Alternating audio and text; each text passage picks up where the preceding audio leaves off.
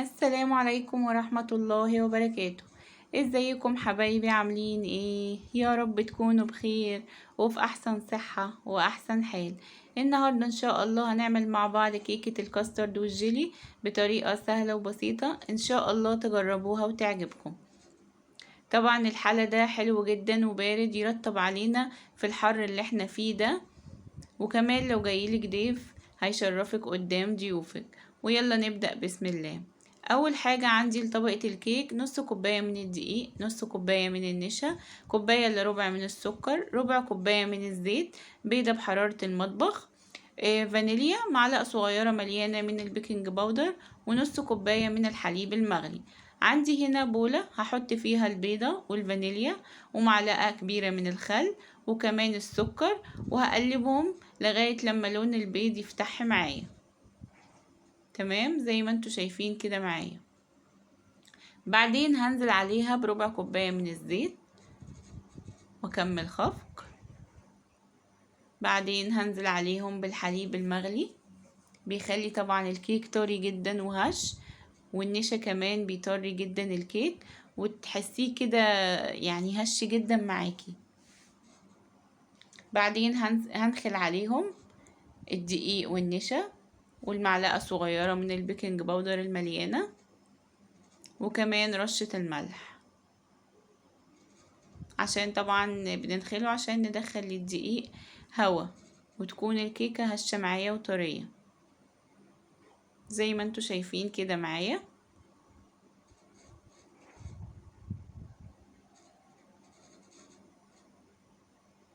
تمام،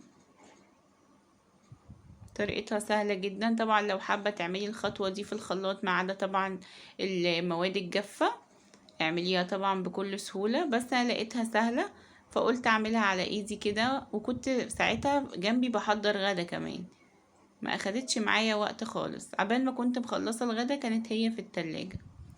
بعدين هجيب بايركس كده وسط هدهنه بطبقة من الزيت. ممكن طبعا تحطي في اي قالب عندك، ممكن ألومنيوم مربع او مدور زي ما تحبي. هنزل فيها بخليط الكيك، بعدين اديه كده خبطتين على الرخامة عشان يطلع اي هوا جواه.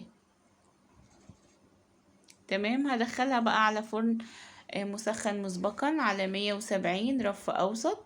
في الوقت ده هبتدي احضر الكاسترد بتاعي. عندي 3 اكواب معيارية من الحليب، 3 معالق كبار من بودرة الكاسترد، 3 معالق كبار من السكر. هقلبهم الاول على البارد، بعدين هرفعهم على النار لغاية لما الكاسترد يتقل معايا. هنا كانت الكيك طلعت معايا وبردت تماما.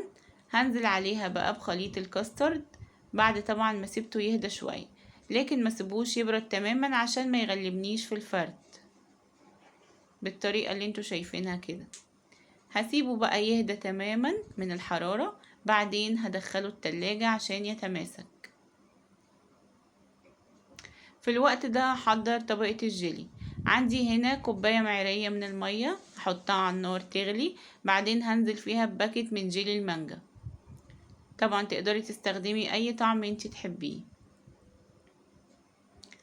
هنا بعد ما دوبت جيلي المانجا رفعته من على النار، بعدين نزلت عليه بنص كوباية معيارية من المية الباردة ومعلقتين كبار من السكر.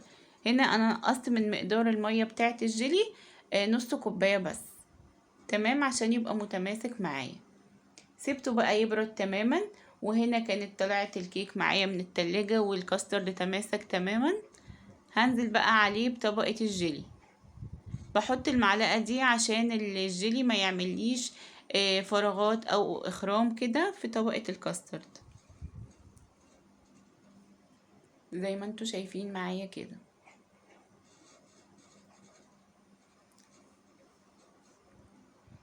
بعدين هدخلها بقى التلاجة لغاية لما الجيلي يتماسك معايا تماما. هنا كانت طلعت من التلاجة. هقطعها انا هنا هقطعها يعني الى حد ما شكل الجاتو كده شوية. ليكي مطلق الحرية في طريقة التقطيع او شكل التقطيع زي ما تحبي،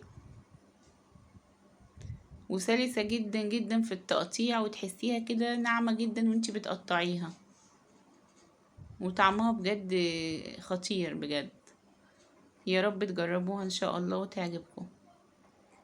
هنا كان عندي بقى شوكولاتة سيحتها وعطيتها معلقة من الزيت النباتي، وهدي كده زي شكل على الوش. حابة تستغني عن الخطوة دي طبعا مفيش اي مشكلة، استغني عنها تماما، بس انا قلت موجودة فحبيت اعمل يعني ايه حاجة شكل مختلف. ريجات كده من الشوكولاتة على وش القالب بيدي برضو شكل حلو. هدخلها بقى التلاجة لغاية لما الشوكولاتة تمسك معايا واطلعها واقدمها. طبعا حلوة جدا، ولو كمان جالك ضيف على سهوة كده وما عندكيش اي حاجة حلوة تقدميها، حلوة جدا تقدميها جنب العصير بتاعك. بجد حاجة حلوة وحاجة طعمها حلو وتشرفك. يا رب الفيديو بتاعي يكون عجبكم. ما تنسوش تحطولي لايك لو الفيديو بتاعي عجبكم، ولو اول مرة تشوفوا قناتي ما تنسوش تشتركوا في القناة. بحبكم في الله، مع السلامة.